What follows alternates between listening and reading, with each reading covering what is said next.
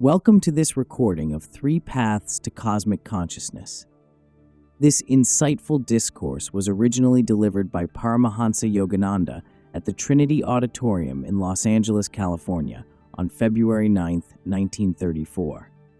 We are honored to share his divine insights and timeless wisdom with you today. So long as even a little tremor of thought and mental restlessness is present, you cannot reach cosmic consciousness.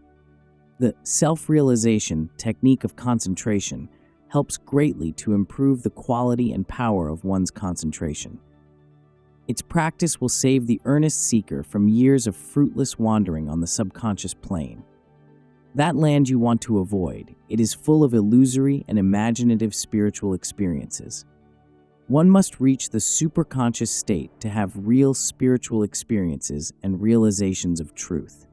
The world has a habit of much teaching and little practicing.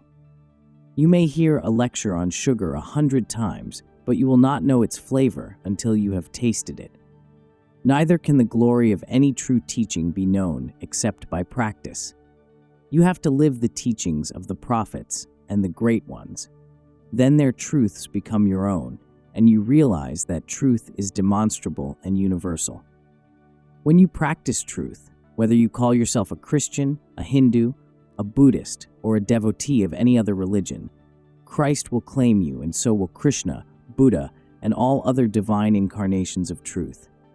Follow the path of truth steadfastly. Remember that out of thousands, only a few seek God, and out of those seekers, perhaps only one really knows Him. He who is persistent will realize God, so try your best to make meditation a regular experience in your life. May you never forget God and never be satisfied until you have Him.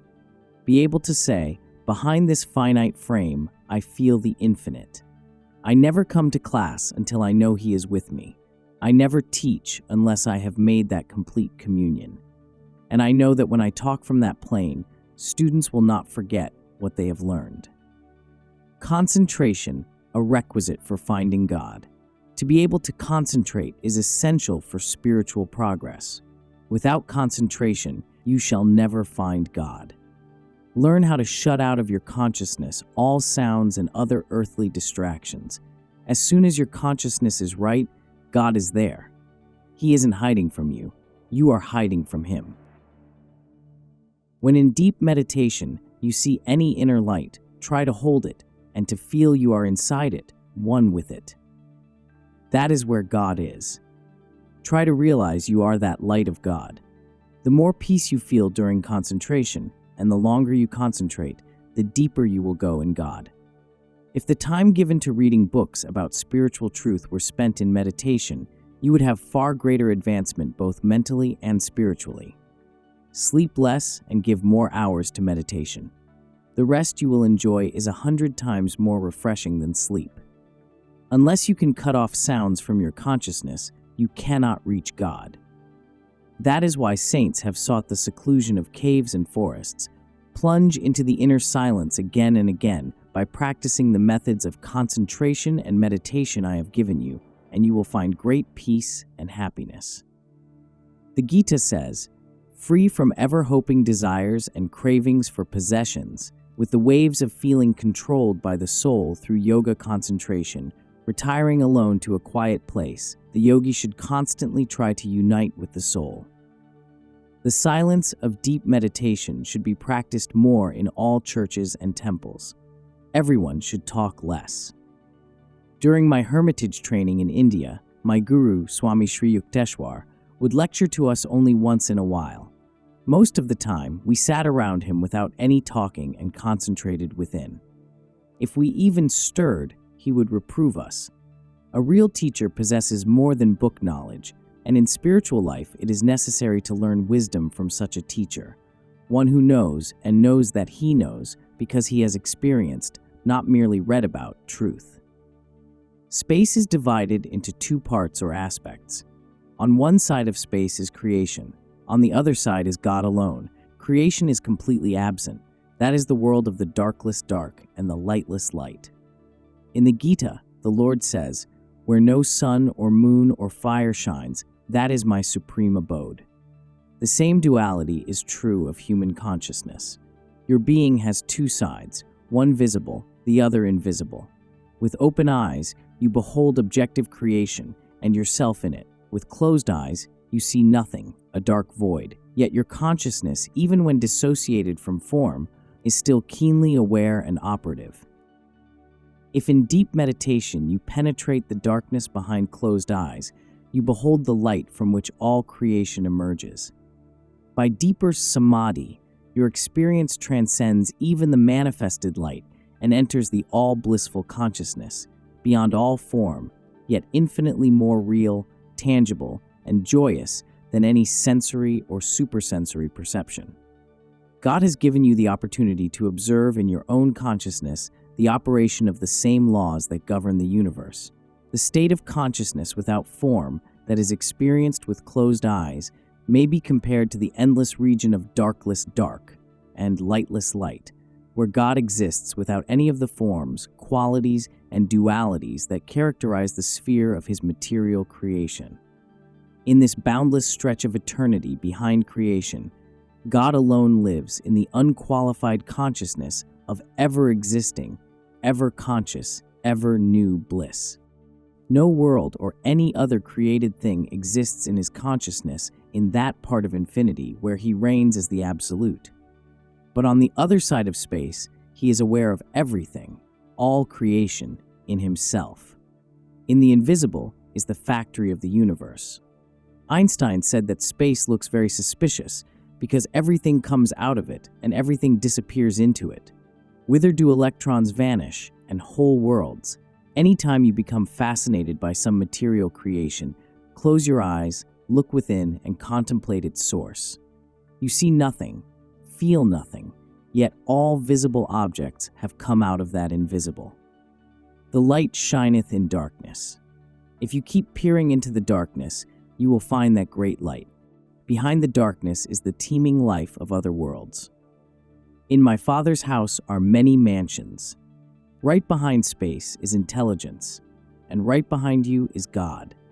Live no longer in ignorance of his presence. Churn the darkness with your meditation. Don't stop until you find him. There is so much to know, so much to see within. The answer to every problem will come to you straight from the infinite. The truths that I perceive within by meditation reveal the basis of physiological laws that science is discovering by other methods. When I close my eyes, I can see the subtle life currents flowing in my body. In the quietness you experience when your eyes are closed, don't feel you are alone. God is with you. Why should you think he is not? The ether is filled with music that is caught by the radio, music that otherwise you would not know about. And so it is with God.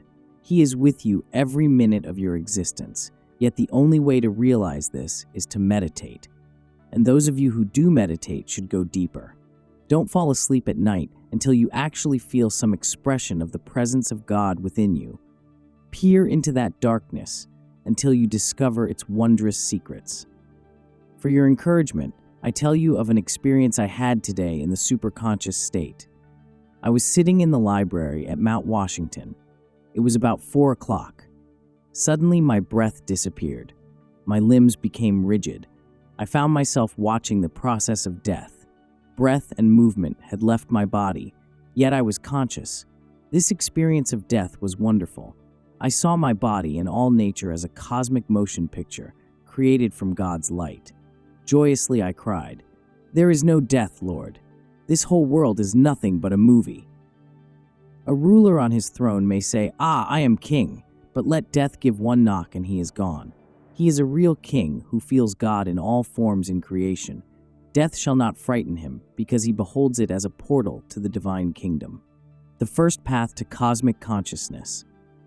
Of the 3 ways to expand human consciousness into cosmic consciousness, the first is the social way, wherein you shut out self and live for all. Be loyal to your friends and feel love for everyone. God gave you a family that you might expand your consciousness by caring and doing for others. In family life, we learn love and self-sacrifice for our loved ones, and thus attain some expansion of consciousness. But this is not enough. Love that becomes personal is exclusive, confined. When love becomes impersonal, it expands. Develop impersonal love, be able to give everyone the same love that you bestow on your family, and to do for others exactly as you would for yourself. The social way to cosmic consciousness is to behave toward everyone in this way. God loves all his children alike. They are all his divine family, and his love is impersonal. His children should give that same kind of love to one another. This is the divine plan. To forget it is to suffer. The whole world attitude should change. You are everyone because your true nature is omnipresence. I enjoy giving things to others. I feel the greatest happiness in seeing their joy. When we feel for and love others, we find that all of creation responds to us. Jesus, who gave up his body as a ransom for many, showed us the social way of attaining cosmic consciousness. Christ-like, you too should serve all men as yourself. The man of cosmic consciousness is a happy man. He doesn't limit his love to a few, excluding everyone else. So should you make the whole world your own family? Will you remember? This consciousness is with me every moment. I have no caste, no country. I feel that all are mine. Love all men as your brothers, love all women as your sisters, and all older people as your parents. Love all human beings as your friends. The second path. The second way to cosmic consciousness is the way of self-discipline. Do not be a victim of immoderation. Enjoy things, but don't be attached to them. Be free. Be pleasant and self-controlled. Avoid becoming a slave to wrong habits and act only according to your righteous convictions. To attain cosmic consciousness, it is necessary to possess self-control and to rise above dualities, heat and cold, pleasure and sorrow, health and sickness. Learn to endure all things without any excitement or disturbance of mind. He who is everywhere non-attached, neither joyously excited by encountering good nor disturbed by evil, has an established wisdom. The third and highest path, lastly, is the way of meditation, the metaphysical path. If while meditating you are still conscious of the breath, you are tied to body awareness. To enter cosmic consciousness, one must free himself from the bonds of the body through guru-given meditation methods. If you put a sealed jar of water in a tank of water, that which is in the jar is separated from that which surrounds the jar. But if you remove the lid, the water in the jar and the water in the tank can mingle. Similarly, ordinary people shut out God because their consciousness is sealed in by the lid of ignorance. When that lid is removed by right methods of meditation, one feels the peace of God inside and outside the body. As you increase the length and depth of your meditations, you will find more and more peace and an ever new joy. Whatever else you may try, it will not produce the divine consciousness that comes from meditation. The Lord is all around, but you don't feel him, and you cannot feel him within or without until you remove the lid of ignorance and merge your consciousness with his, to discover him within yourself. If you sink in material desire, you will suffocate. If you sink in the ocean of God, you will live forevermore. Once you have found God, you experience real and lasting satisfaction. Human friendships may be severed, but God will never leave you. Though everyone else forsake you, if you have him, you have everything. As we conclude this discourse on 3 paths to cosmic consciousness, let us reflect on Paramahansa Yogananda's profound teachings. The paths of social service, self-discipline, and deep meditation offer us the opportunity to transcend the limitations of our individual selves and experience the infinite joy and peace of cosmic consciousness.